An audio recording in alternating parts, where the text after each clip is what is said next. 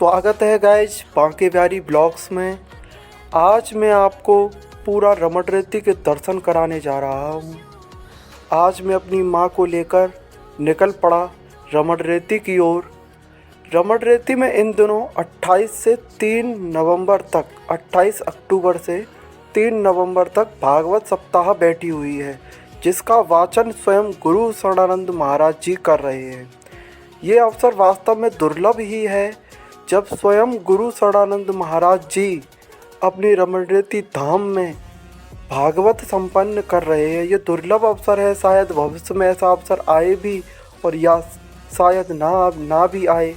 इसलिए मैं इस अवसर को खोना नहीं चाहता था, तो मैं रमणरेती धाम की ओर निकल पड़ा। वहाँ जाते ही देखा कि वहाँ पूरा मार्केट बहुत अच्छी तरीके से सजा हुआ है। पूरे रमणरेती के मार्ग में मेला लगा हुआ था। उसमें विभिन्न सामान की दुकानें थीं। बहुत ही अच्छी अच्छी दुकानें मैंने वहाँ देखी, उसे अपने ब्लॉग में शामिल किया। अभी तक मैंने ऐसा कोई ब्लॉग नहीं देखा जिसमें रमणरेती के बाहर जो दुकान सजती हैं उसको ब्लॉग में दिखाया गया हो। शायद ये पहली बार ही है जब मैं पूरा मार्केट भी रमणरेती का पूरा मार्केट भी ब्लॉग में दिखा रहा हूँ। श्रद्धालुओं को ये आइडिया भी होना चाहिए कि जहाँ हम जा रहे हैं वहाँ का बाज़ार कितना दिव्य और भव्य होगा। ये आइडिया भी उन्हें होना चाहिए। मैंने इसे एक एक पल को बहुत ही बारीकी से अपने कैमरे में संजोया है।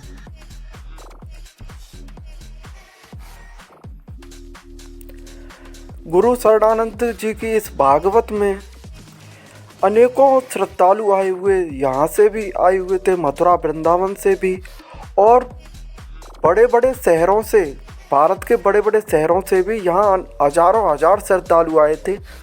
मैंने गाइस कैमरे में कैद नहीं कर पाया, लेकिन मैं आपको बता रहा हूँ रमणरेती के मैंने चारों तरफ देखा, चारों तरफ रमणरेती के अंदर भी और रमणरेती के परिक्रमा मार्ग में भी चारों तरफ टेंट लगे हुए थे, और हजारों हजार टेंट लगे हुए थे। कितने लोग उसमें रह रहे होंगे आप थोड़ा अंदाज़ा लगा लो, जब हजारों हजार सिर्फ टेंट ही टेंट हैं, और सब जगह उसमें श्रद्धालु, उनके खाने पीने रहने की फुल व्यवस्था थी। जब इतनी भव्य तरीके से भागवत संपन्न की जा रही हो रमणरेती आश्रम के द्वारा, रमणरेती धाम के माध्यम से, तो आप ही बताइए, मेला भी उतना ही दिव्य और भव्य होना चाहिए। इसीलिए पूरा रमणरेती मार्ग मेले से भरा हुआ था। पूरे रमणरेती के मार्ग में मेला लगा हुआ था, और सभी श्रद्धालु इस मेले का खूब आनंद उठा रहे हैं, आनंद ले रहे हैं।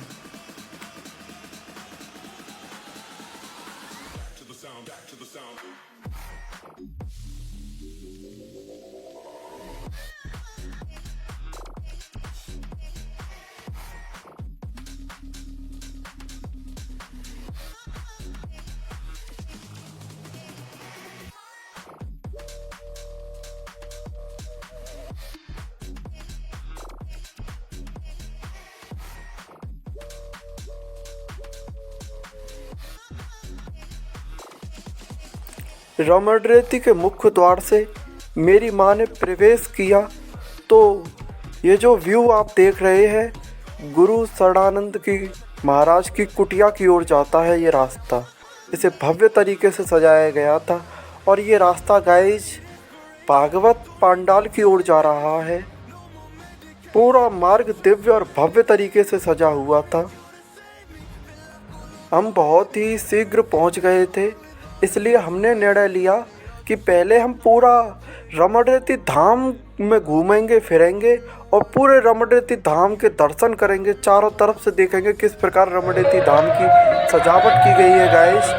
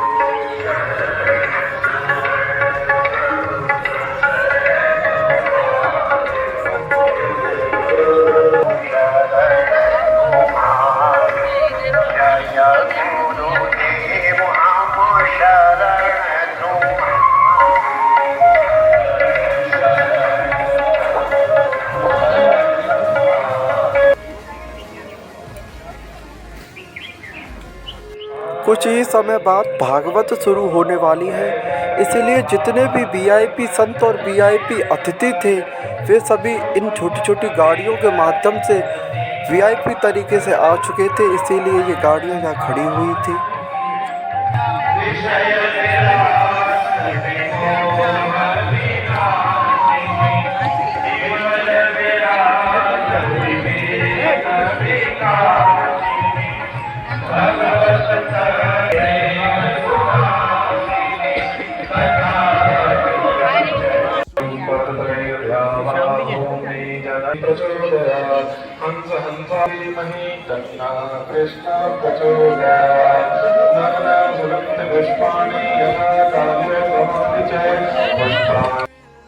भागवत शुरू होने से पहले हमने घूमने का निर्णय लिया और हम निकल चुके अपने सफ़र की ओर।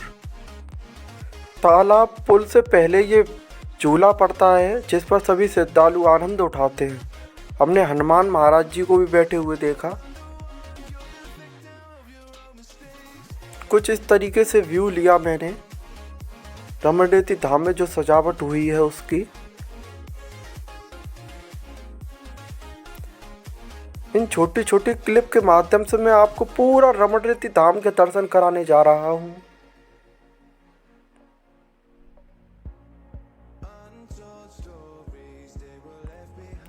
जगह जगह ये मोर पंख के डिजाइन के लगे हुए थे।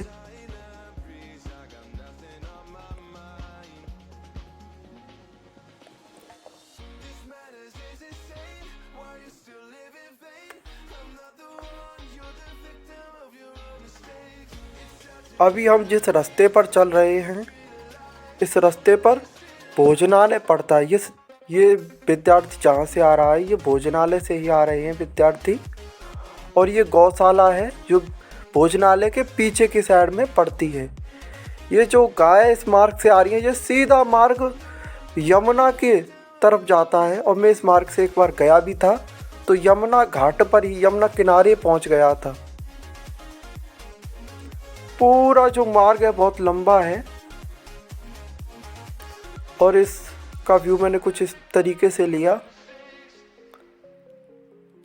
रमणरेती धाम के लगभग हर कोने में इतनी भव्य और दिव्य सजावट की गई थी, उसका व्यू मैंने अवश्य लिया है। और रमणरेती में ये देखिए भगवान श्री कृष्ण की छोटी सी मूर्ति लेकिन कितनी सुंदर और दिव्य और भव्य लग रही है।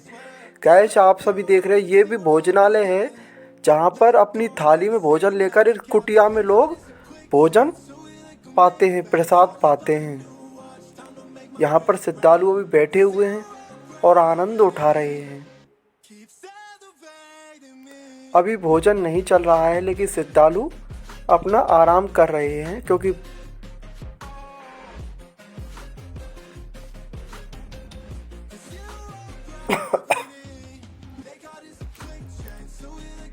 भागवत पांडाल का अंदर का जो मुख्य एंट्री गेट है वो यही गेट है गाइस। इसे दिव्य तरीके से सुंदर तरीके से सजाया गया था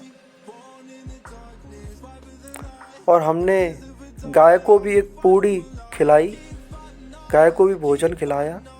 और ये गौशाला यहाँ पे पूरे रमणरेती में जगह जगह गौशालाएं हैं, बहुत ही बड़ी बड़ी गौशालाएं हैं।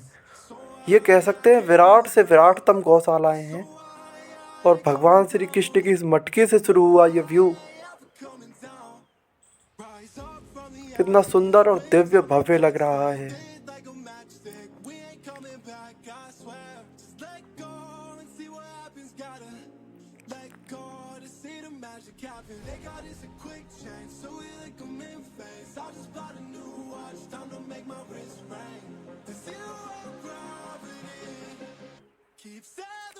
रमण रेती की एक ओर घूमने के बाद हम निकल पड़े दूसरी ओर घूमने के लिए। जहाँ से गाइज हम चले थे वहीं पर पहुँच गए। अब यहाँ से पुनः चलेंगे और फिर भी यहीं लौट कर आएंगे।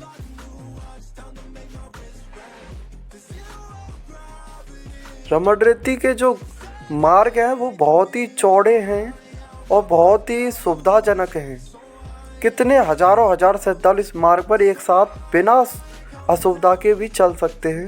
क्या ये चीज़ मुझे रमण रेती बहुत ही अच्छी लगी, बहुत ही अच्छा लगा मुझे ये सुविधा को देखकर।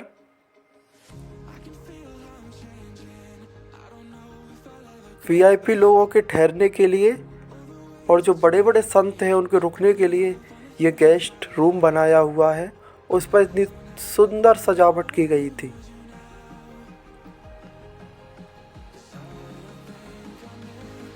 और इस सजावट के दौरान भगवान श्री कृष्ण की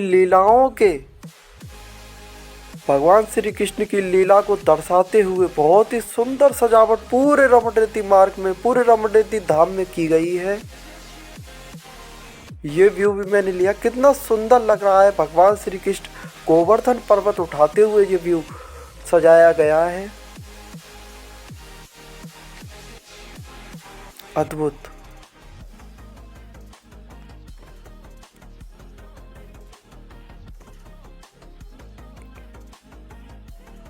और जगह जगह बहुत ही सुंदर सजावट की गई थी।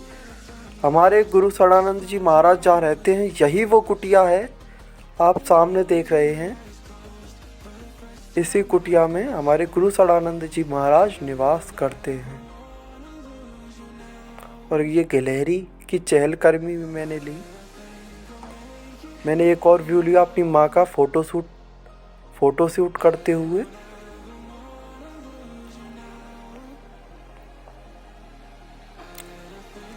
अब निकल पड़े हैं हम एक और सफ़र की ओर।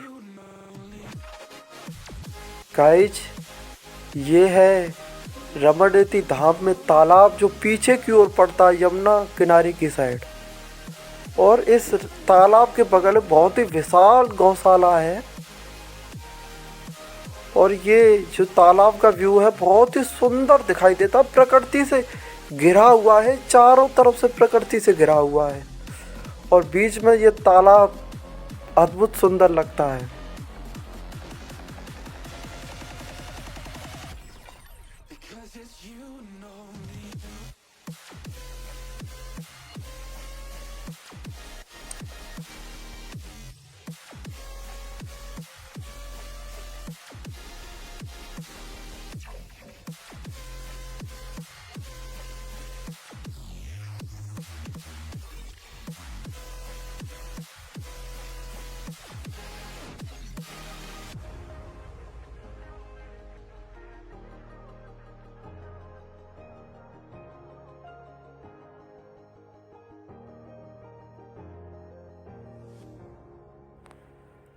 हमारी ये यात्रा महादेव की पूजा के बिना, उनकी आराधना के बिना अधूरी ही रहेगी। इसलिए हमने अपनी इस यात्रा को पूर्णता प्रदान की।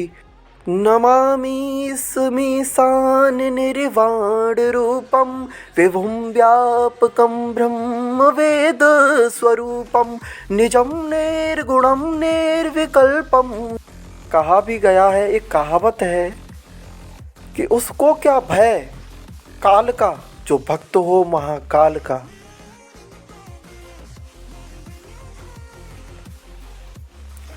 और नंदी महाराज भी बता रहे हैं कि मेरे शिव तो सामने हैं। गाइस ये रास्ता सीधे यमुना की तरफ निकलता है। और ये विराटतम गौशाला है जिसमें हजारों हजार गायें गौशाला में रहती हैं। और इसी के बगल में ये पूरा तालाब दिखाई देता है, बहुत ही सुंदर, बहुत ही अद्भुत। यहाँ देखा कि बच्चे सभी श्रद्धालु आनंद उठा रहे थे, स्नान कर रहे थे।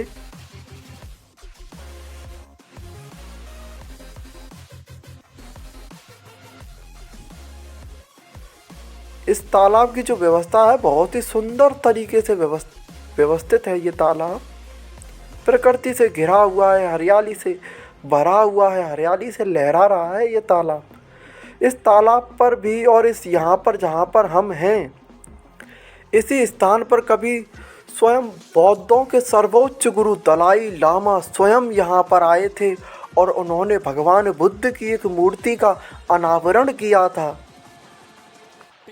ये देखिए श्रद्धालु कितना आनंद उठा रहे हैं, आनंद ले रहे हैं इस तालाब में। हम भी पहुंच गए जहां दलाई लामा स्वयं पहुंच गए थे।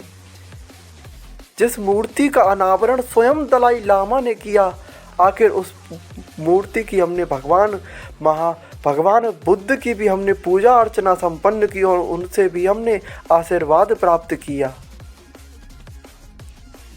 मेरी माँ की ये यात्रा मुझे सदैव याद रहेगी। मेरा ये कैमरा केवल एक कैमरा नहीं है, मेरी ये यादें केवल एक यादें नहीं हैं। वस्तुत मैं सुरक्षित रखना चाहता था अपनी माँ की जीवन यात्रा को, कि रमणेती धाम में मेरी माँ किस तरीके से हमने पूरे रमणेती धाम का दर्शन किया, अपनी माँ के साथ मैंने दर्शन किया। इस पल को मैं सजोना चाहता था अपनी यादों में, और ब्लॉग से बेहतर क्या हो सकता है वर्तमान में यादों को सुरक्षित रखने के लिए। तालाब के सामने बहुत ही सुंदर बगीचा बना हुआ था जिसमें खेलने कूदने की सारी व्यवस्थाएं हैं और यहाँ श्रद्धालु आनंद उठा रहे थे। ये मूर्ति हमारे इतिहास को दर्शाती है। आपने देखा होगा बहुत ही भारत के दक्षिण की साइड में जो मंदिर बने हुए हैं उन पर ये मूर्ति हमने अधिकतर देखी गई है।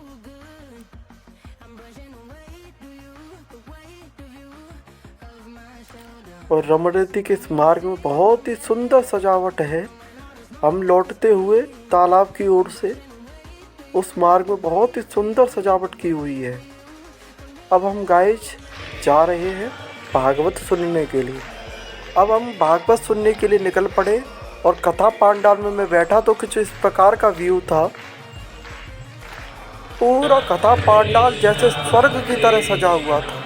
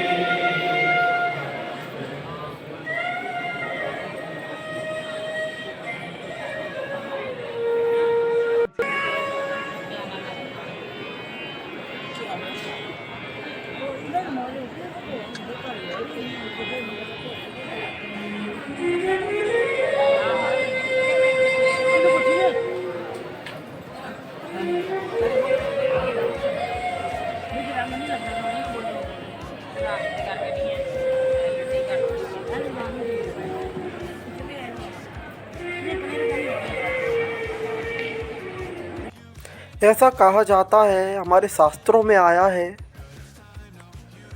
कि भगवान महादेव ने माता पार्वती को अमरनाथ की गुफा में अमर कथा सुनाई थी।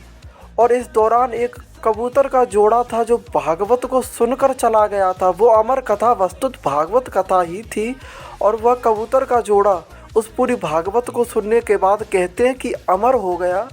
ऐसा क्यों होता है कि हमें कहीं कहीं कबूतर का जोड़ा आज भी कथा पांडाल में नज़र आता है बैठा हुआ। मैंने कैमरे को जूम किया तो मुझे नज़र आया कि एक ऊपर जो झल्लर टंगी हुई थी उस पर कबूतर का एक जोड़ा बैठा हुआ था। गाइस, मैं एक दिन पहले भी भागवत में गया था, इस जोड़े को मैंने तब भी देखा था, और ये जोड़ा बिल्कुल शांत भाव से बैठकर एक ही स्थान पर बैठा रहा, एक ही स्थान पर बैठा रहा। पूरी भागवत इस कबूतर के जोड़े ने सुनी। मेरा तो यही मानना है कि कोई देव शक्ति ही, परमात्मा का कोई स्वरूप ही, परमात्मा स्वयं, शायद स्वयं परमात्मा ही आनंद जी के माध्यम से ये कथा का रसपान कर रहे हैं।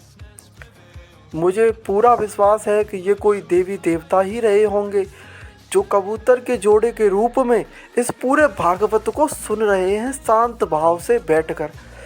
मैं तो रमणरेती में सुबह 8 बजे ही आ गया था, और मैंने देखा कि कबूतर का ये जोड़ा वहाँ सुरक्षित और शांत बैठा हुआ था। मैं सोचने लगा, कबूतर के जोड़े को न तो उड़ना है, न कुछ खाना है, न पीना है। इन्होंने तो जैसे अपने कबूतर का स्वभाव ही छोड़ दिया है। कबूतर का जो वर्तमान में स्वभाव है वो ऐसा है जैसे जो कबूतर का स्वभाव नहीं होता है। और हमें भ्रमित करने के लिए कबूतर के जोड़े कभी कभी केवल एक बार ही अपने स्थान से गए, एक बार ही अपने स्थान से उड़े और दूसरे स्थान पर जाकर बैठ गए। ये शायद हमें भ्रमित करने के लिए होगा, लेकिन मेरा पूरा विश्वास है देवताओं के कोई स्वरूप ही इस भागवत को सुनने के लिए यहाँ पर आया हुआ था। ये मैं कह रहा हूँ, ये मेरी श्रद्धा है, ये मेरा विश्वास है कि ऐसा ही है, निसंदेह ऐसा है। और एक कथा भी आती है कि स्वयं हनुमान जी राम कथा में आए थे। श्वान के रूप में आए थे, और जिस श्वान के शरीर से रक्त बह रहा था, घायल था वो श्वान। उस घायल श्वान को पहचान लिया तुलसीदास ने। वो तो ताड़ गए, अरे ये तो भगवान राम के दूत हैं, हनुमान जी स्वयं हैं इस श्वान के रूप में। और उन्होंने श्वान का पीछा किया।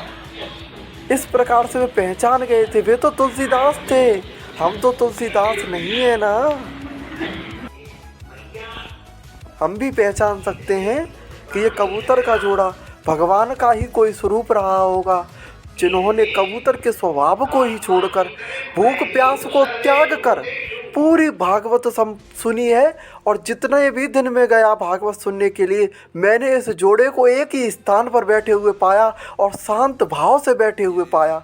ये दुर्लभ है, ये अद्भुत है, ये अकल्पनीय है, और यही बात इसकी सत्यता की साक्षी है। भागवत सुनने के बाद गाइस हम निकल पड़े, अपने घर की ओर प्रस्थान कर पड़े। अगर आपको मेरा ये ब्लॉग पसंद आया हो, मैंने पूरा रमणरेती धाम आपको घुमाया, अगर आपको मेरा ये ब्लॉग पसंद आया है तो मेरे इस चैनल को सब्सक्राइब करें, लाइक करें और शेयर करें। आपके लिए शुभ मंगल कामनाओं के साथ आप सभी को राधे राधे, जय श्री कृष्ण।